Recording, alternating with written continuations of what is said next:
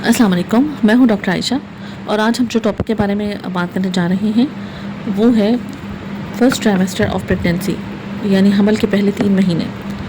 ये वो ख़ास महीने हैं, इसके बारे में आपको मालूम होना चाहिए कि स्पेशली जो ख़वातीन पहली मरतबा प्रेग्नेंट होती हैं या जो लड़कियां पहली बार प्रेग्नेंट होती हैं, उनके लिए अक्सर बहुत सारे क्वेश्चन होते हैं उनके जहन में, जिसके लिए वो इधर-उधर सर्च करती हैं और सही मालूमात ना होने की वजह से कई बार कुछ मसाइल भी पेश आते हैं। ठीक है ना? तो इस लिहाज से ये बहुत ज़्यादा ज़रूरी है कि आपको मालूम होना चाहिए कि पहले 3 महीने में क्या चीज़ें नॉर्मल हैं और क्या चीज़ें नॉर्मल नहीं हैं।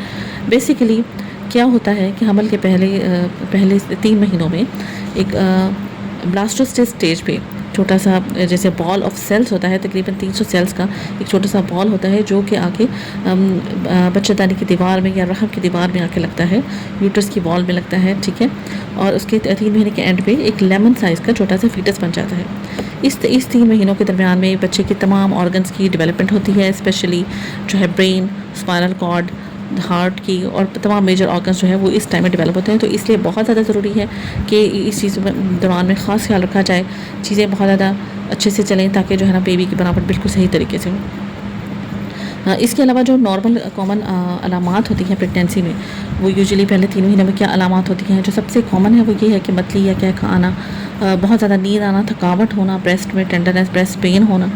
ठीक है? और इसमें ये तो बहुत ज़्यादा सबसे ज़्यादा कॉमन होती है। इसके अलावा जो है पेट में हल्का दर्द रहना, गैस होना, या जो है आपको खाने से बहुत ज़्यादा स्मेल आना जिसकी वजह से आपका खाने को दिल ना चाहना। और हमल के स्टार्ट में ही आपको हल्का पेट में दर्द हो सकता है जिसको हम एब्डोमिनल क्रैम्प्स कहते हैं, यानी पेट में थोड़ा क्रैम्प्स हो सकते हैं, पेन हो सकती है। उसकी क्या वजह होती है? बेसिकली नॉर्मली अगर ऑफ एंड ऑन कभी कभार आपको दर्द होता है तो ये नॉर्मल होगा, क्योंकि इसमें हो रहा होता है, बेबी इन्वेट कर रहा होता है, जिसकी वजह से जो है हल्का क्रैम्पी पेन हो सकता है ऑफ एंड ऑन। लेकिन हाँ, अगर आपको ये दर्द मुसलसल है या बहुत ज़्यादा है तो उस सूरत हाल में ये अलार्मिंग हो सकता है। और स्पेशली अगर आपको इसके साथ एसोसिएटेड कोई ब्लीडिंग है या पीरियड जैसे ब्लीडिंग है तो फिर ये ख़तरनाक है और आपको फ़ौरन अपने डॉक्टर के साथ रुजू करना चाहिए।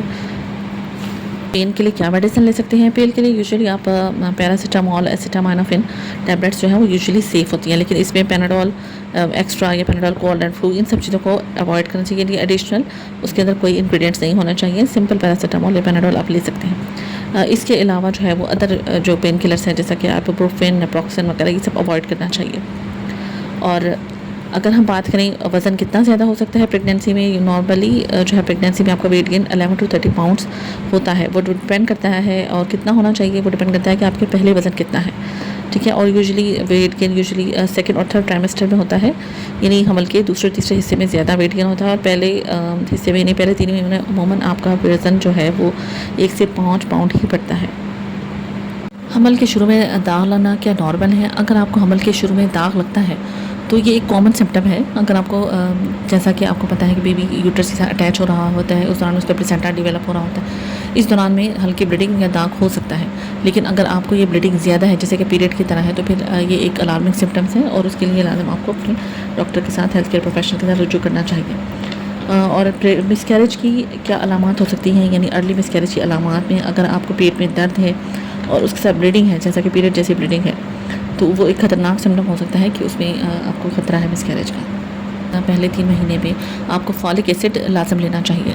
फॉलिक एसिड बेसिकली विटामिन है जो बेबी के ब्रेन और स्पाइनल कॉर्ड के डेवलपमेंट के लिए बहुत ज़्यादा ज़रूरी है।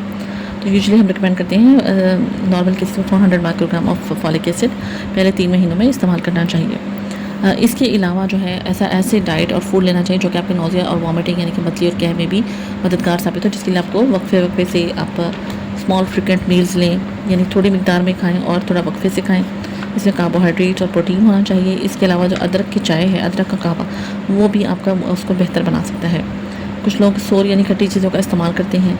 और इसके अलावा कुछ सप्लीमेंट्स हैं जैसा कि विटामिन B6 मतली के लिए दिया जा सकता है। इसके अलावा फ्रूट्स, वेजिटेबल्स, हेल्दी डाइट का इस्तेमाल करें।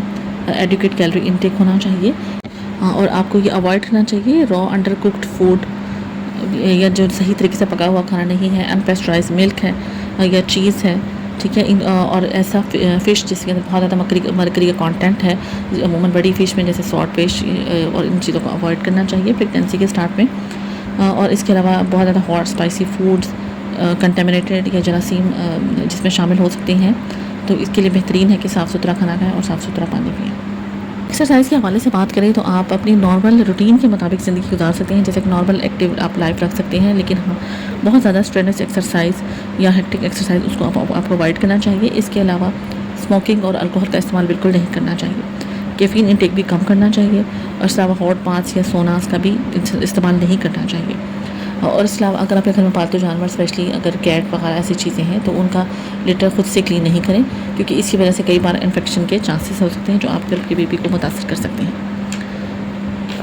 उम्मीद है कि आपको ये मालूमात हेल्पफुल साबित हुई होंगी। तो पहले 3 महीनों में ये बहुत ज़्यादा ज़रूरी है कि आप एडिक्वेट रेस्ट लें और फ्रीक्वेंट ब्रेक्स लें।